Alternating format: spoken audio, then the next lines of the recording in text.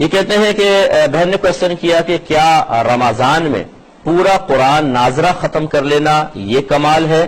یا پھر ایک اور شخص ہے جو تفسیر کے ساتھ قرآن پاک پڑھتا ہے لیکن 15 سپاروں سے آگے نہیں بڑھ پاتا، یہ افضل ہے؟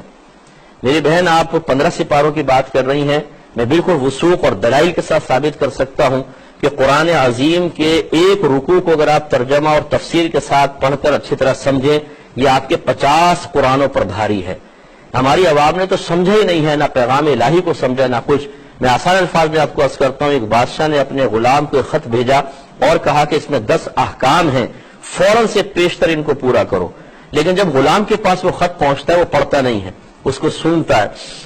کیا خوشبو ہے، کتنا پیارا لکھا ہوا ہے، کیا پیارا کاغذ ہے، کیا نفیس فرمان ہے۔ پھر اس کو لپیٹ کے ایک ریشم کے کپڑے میں رکھتا ہے، اس پہ عطر لگاتا ہے اور اوپر رکھ دیتا ہے، روزانہ اس کو اتارتا ہے، چومتا ہے، آنکھوں سے لگاتا ہے، سر پہ رکھتا ہے، احکام پڑھتا ہی نہیں ہے۔ پھر ایک مہینے بعد جب بادشاہ اس کو بلاتا ہے کہ ہاں جی احکام پر عمل کیا، تو کہتا ہے کہ بادشاہ سلامت، وہ تو نہیں کیا، لیکن میں نے آپ کے خط کی تعریف کی ہے، اس کو چوما ہے، آنکھوں سے لگایا ہے، سر پہ رکھا ہے، عطر لگایا ہے، اونچے مقام پہ رکھا ہے، روزانہ عقیدت کا اظہار کیا ہے، لائیے میرا انعام۔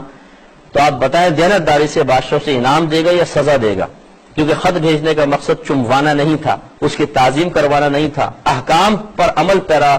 ہونا یہ مطلوب بادشاہ تھا۔ اسی طریقے سے قرآن ہے کہ اللہ نے قرآن اس لیے نازل نہیں کیا کہ آپ اس کو چومیں، آنکھوں سے لگائیں، سر پہ رکھیں، صرف عربی عبارت پڑھیں، بچے رخصت ہونے لگے تو اس کے سر پر رکھ کر اس کو رخصت کر دیں، اور باہم جھگڑے ہوں تو اس پہ حلف اٹھائے جائیں، بلکہ اللہ تعالیٰ نے قرآن پاک کو اس لیے نازل فرمایا تاکہ اس کو پڑھیں، اس کو سمجھیں، اس کی آیات کی روشنی میں اپنا محاسبہ کریں، اپنے عمل کو درست کریں، اس کے احکامات پر عمل کریں۔ اب جو امتی اس کو سمجھتا ہی نہیں ہے، پوری زندگی گزر گئی پڑھے جا رہے ہیں قرآن پاک بس عربی عبارت، اور اگر پوچھیں کیا لکھا ہوا ہے کچھ سمجھ میں نہیں آ رہا، یعنی پیغام الہی سمجھنے کی فرصت نہیں، حتیٰ کہ موت آ گئی اور پوری زندگی اس طرح دنیا سے رخصت ہو گئے کہ پوری زندگی میں ایک بار بھی اللہ کے پیغام کو سمجھنے کی توفیق حاصل نہ ہوئی، اور پھر یہ سمجھے کہ مجھے اس پر انعام ملے گا۔ تو میں یہ نہیں کہہ رہا ہوں کہ جو عربی عبارت پڑھتا ہے اس کو ثواب نہیں ملے گا، لیکن قرآن حصول ثواب کے لیے نازل نہیں کیا گیا۔ قرآن اٹھا کے پڑھیں، قرآن کو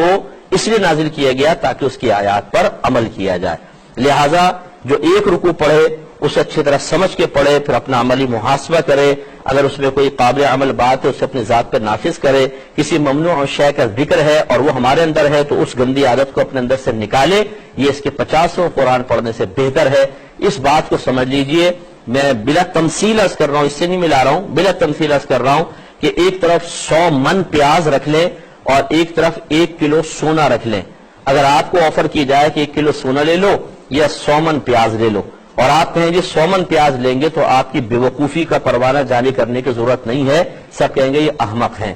مقدار کے اعتبار سے کم ہے لیکن مالیت کے اعتبار سے زیادہ ہے، تو جو قرآن سوچ سمجھ کے پڑھے گا اس کا زیادہ ثواب ہے۔ ہماری بڑی بوڑھیاں بیٹھ جاتی ہیں پڑھ رہی ہیں قرآن زبردست، رمضان میں جی کتنے قرآن ختم کیے، اس دفعہ بھی میں نے 10 قرآن ختم کر لیے۔ کیا فائدہ ہوا 10 قرآن ختم کرنے کا؟ صرف ثواب؟ اس لیے تو قرآن نازل نہیں کیا گیا تھا، قرآن تو سمجھنے کے لیے نازل کیا گیا تھا، قرآن عمل پیرا ہونے کے لیے نازل کیا گیا تھا، اور وہ مقصد آپ نے پورا نہیں کیا۔ اب جا کے پھر اللہ تعالیٰ کو جواب دیجیے گا کہ کیا آپ نے کیا اور کیا نہیں کیا۔